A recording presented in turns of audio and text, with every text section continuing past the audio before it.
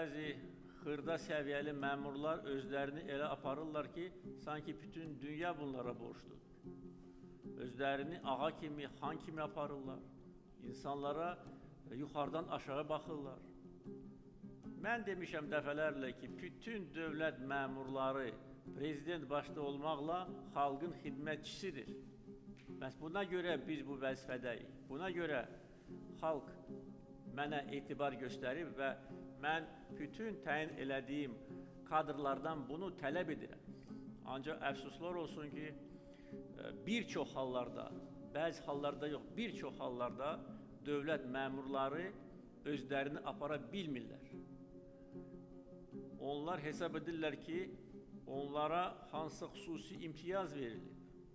Onlar qanunları pozurlar. Bəzi hallarda çox ciddi pozurlar.